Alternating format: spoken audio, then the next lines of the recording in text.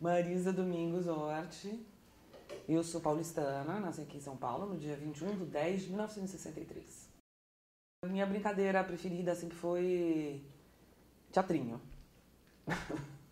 Não mudei muito. Uma certeza muito grande que eu tinha desde pequena de querer trabalhar na parte colorida da revista.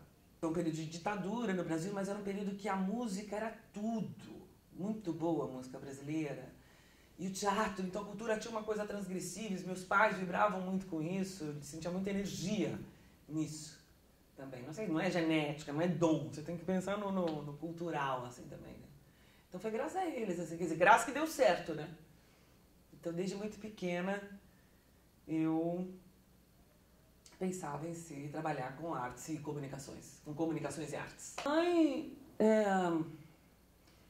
dizia sempre, se você quer ser atriz, você tem que dançar, você tem que... Eu queria muito fazer balé, queria super fazer balé. Eu gostava de nadar, tal, só que eu gostava de ganhar, gostava de competir, era legal, mas eu ficava olhando ao longe os saltos ornamentais.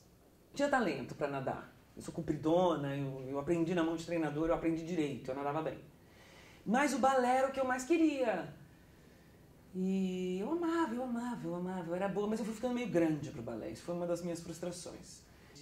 Sofri muito bullying no primário, na verdade, porque eu pulei o pré. E eu era boa aluna pra caramba, ainda por cima, não querendo me exibir, entendeu? Mas aí foi meio um erro eu ter pulado de ano, sempre falo isso, porque intelectualmente eu tava pronta, mas emocionalmente não.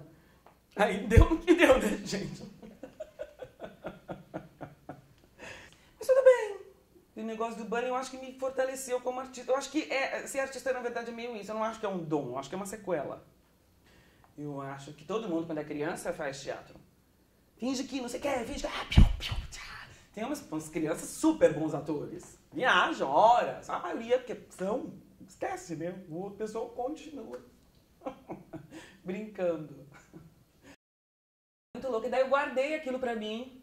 A vocação foi pro Palmares, imagina. Aí a Zilda, professora do Palmares, ela dizia, o que é que vocês vão prestar? Ela estava se firmando o Palmares, ele tinha que ganhar do Santa, tinha que ganhar do Bandeirantes, tinha que botar a gente no vestibular. E ela fazia uns pogromos, assim, ela dava umas queimadas nos maus alunos, ela me expulsava, arranjava umas coisas que... Daí foi ficando só os bons, os doentes. Né? Ela, o que é que vocês vão prestar? ECA, veja o nome já diz, ECA. E aí eu entrei na GV. Era múltipla escolha, tudo. Eu nem li a prova, eu botei tudo B. Naquele ano deu 68% B, 70% B, sei lá. E eu entrei vaga grátis, administração de empresa pública. Aquelas bolsas. Meu pai enlouqueceu. Você vai fazer GV? Eu falei, pai, eu não vou fazer GV. Eu nem li a prova. Eu não vou. Li só português, li só as humanas. As exatas eu não li, mas eu mandei tudo B. Não vou. Aí, o que sobrou? Psicologia na PUC. Entrei super bem. Lá fui eu fazer psicologia na PUC. Entrei na psicologia, quando eu vi, eu estava cercada de psicólogos. Aí entrei em pânico. Aí no final do primeiro ano de faculdade, dei um chilique, dei um ataque. Tinha uma festinha meio para encerrar um curso. Eu comecei a gritar que eu era atriz. Dei um vexame mesmo. Rápido, mas eficaz. Porque eu escutei que eu era atriz. E foi uma vergonha, voltei para a faculdade 12 dias depois, sei lá, 10, de burca, né, de cabelo curto, uma vergonha. E acabei a faculdade de psicologia, demorou 7 anos, mas no final daquele ano eu prestei EAD. Mas eu fazia psicologia de dia e fazia EAD de noite. A EAD era das 7 à meia-noite. E era muito interessante, eram 20 alunos só. Era muito chique. Assim, ao mesmo tempo que a gente passava um monte de privações econômicas, vamos dizer, a gente não tinha teatro. Esse teatro que tem agora é uma loucura, imagina, era um sonho. Assim, então era muito interessante. E a gente tinha aula de teoria do teatro, tinha aula de interpretação, eram muito boas as aulas, tinha aula de técnica vocal, aula de técnica física, aula de maquiagem, figurino, história do figurino. Pô, era bacana. Bacana. Os professores guerreiros pra caramba. Não sei se na Memórias Ecanas vai ter isso, mas nitidamente já mal pagos.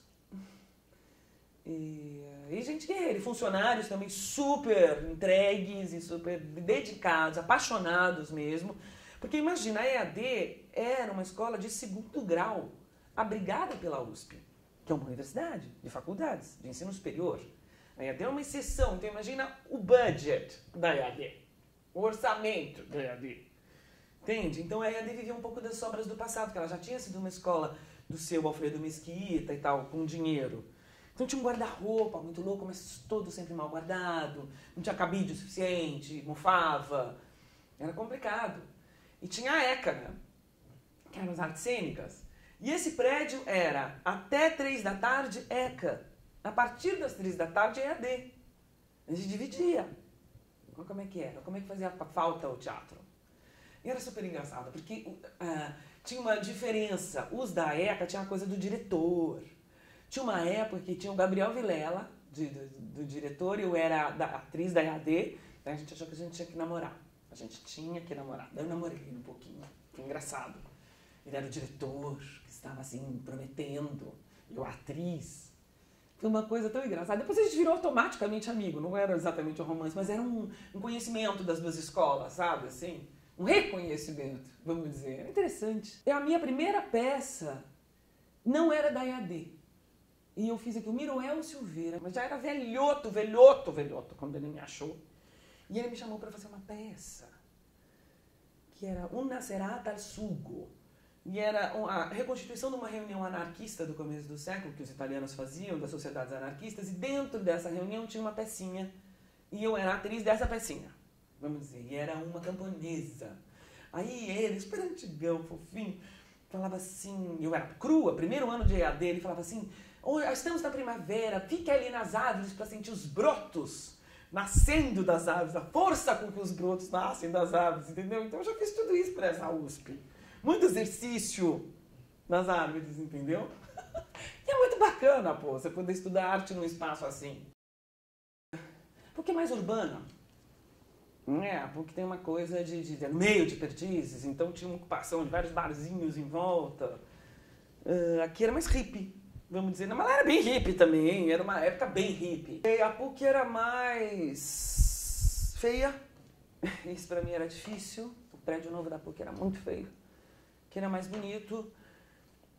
É muito diferente psicologia e EAD. Minha escola de teatro é diferente. Eu gostei muito depois de ter feito psicologia. Muito. Foi uma cultura que eu gosto muito de ter. E perceber claramente que eu não sou psicóloga. Mas, então, pra mim era muito diferente. Porque aqui eu encontrei minha turma.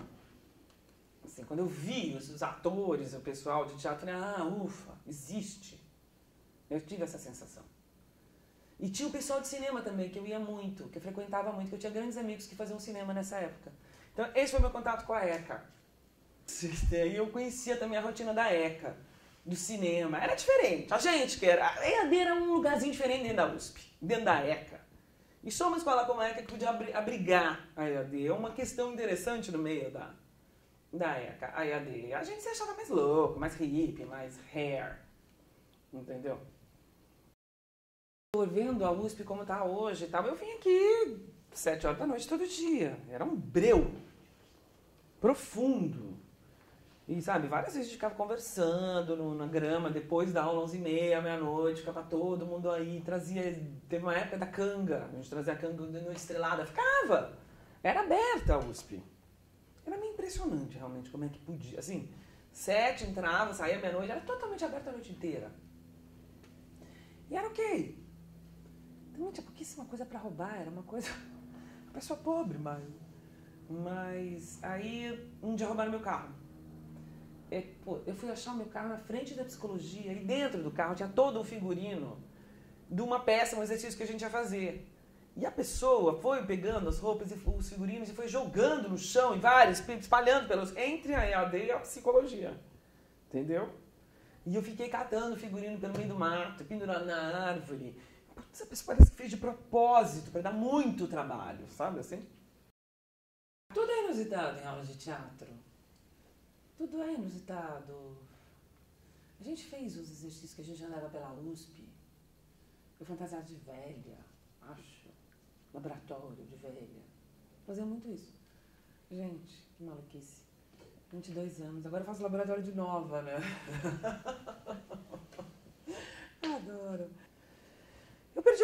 professores na época porque morreram de AIDS, também, porque era um surto grande, de colegas, também. Cássio Escapim era do meu ano, era meu colega.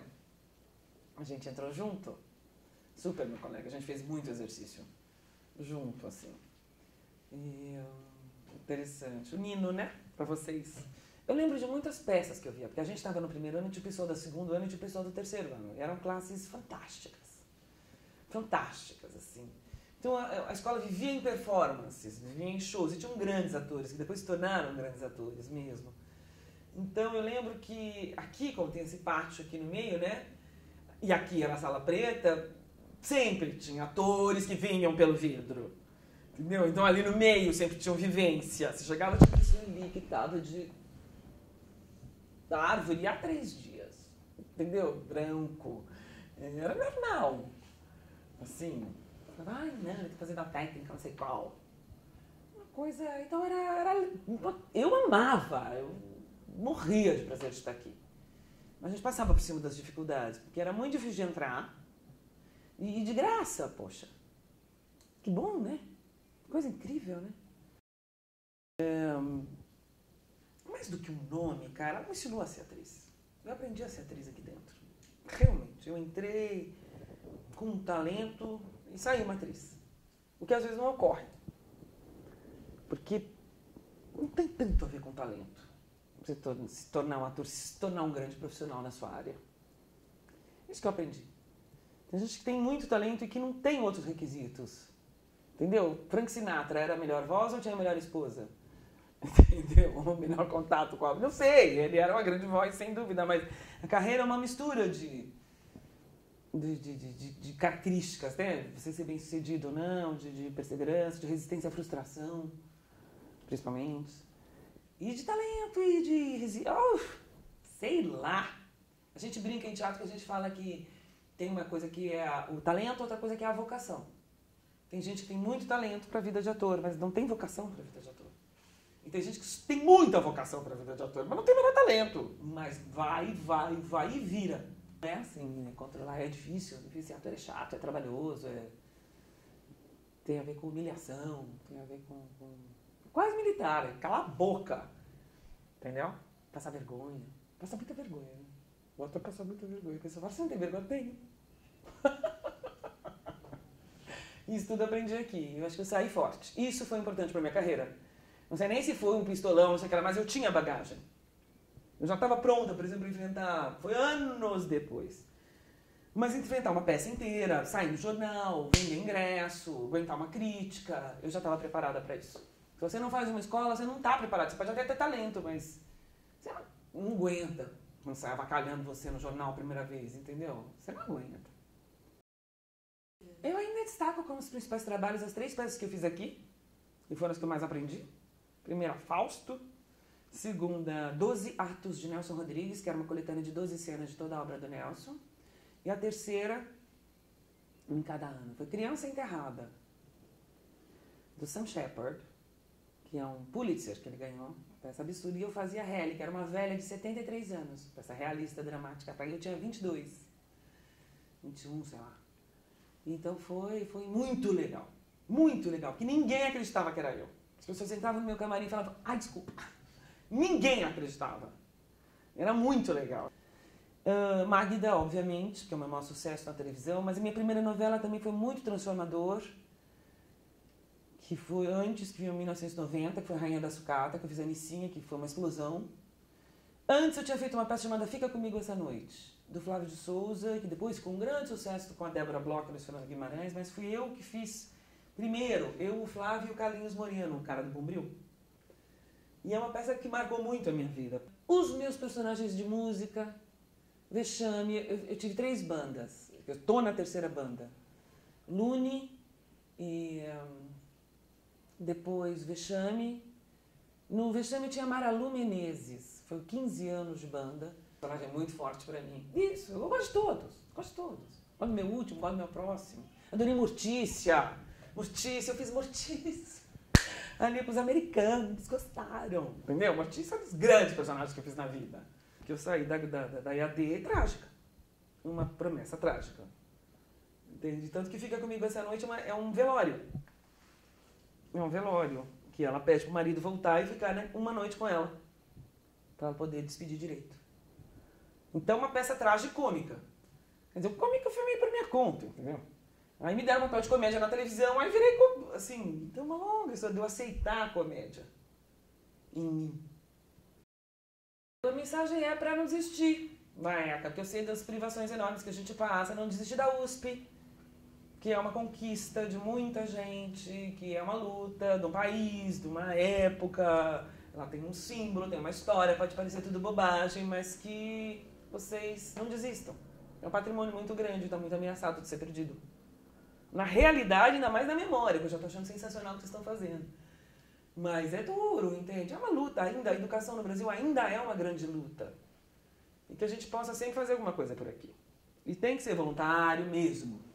Porque senão não rola, gente. É duro. Bezinho, não fica assim tão nervosinho. Relax, menino.